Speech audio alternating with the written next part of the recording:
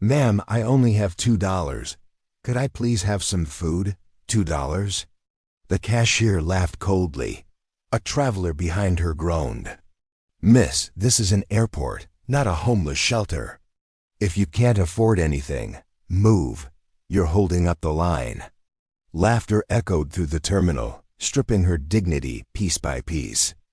But what they didn't know was, in just a few minutes, they wouldn't have a single word left to say.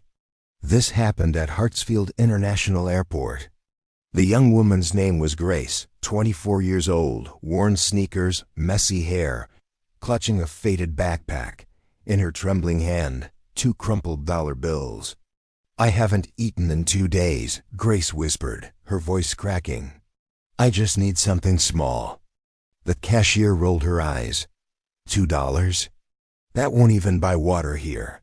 Next.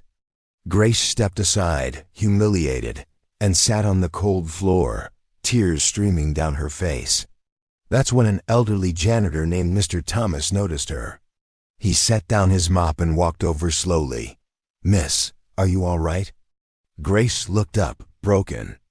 "I'm trying to get home for my mother's funeral," she said softly. "I lost my wallet. This is all I have left." Mr. Thomas reached into his worn uniform pocket and pulled out a $50 bill. "It's my lunch money for the week," he said gently. "But you need it more than I do." Grace froze. "Sir, I can't take this." Mr. Thomas smiled and knelt beside her. "Child," he said, "God doesn't bless hearts that stay closed. Take it. Get home safe. Say goodbye to your mama."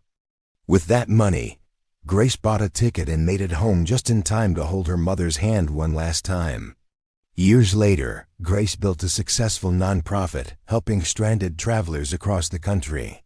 One morning, she walked back into that same terminal. She spotted Mr. Thomas still mopping the floors.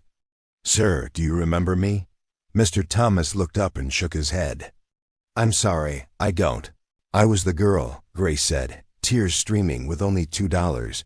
"When everyone ignored me, you saw me. When I had nothing, you gave everything." Grace handed him an envelope. Inside was a check and a letter. "Your kindness changed my life," she said. "Now I want to change yours. Full retirement. Paid in full." Mr. Thomas opened it with shaking hands. His eyes filled with tears. The two embraced as travelers watched in silence. Sometimes God doesn't send angels with wings. He sends them with mops and gentle hearts.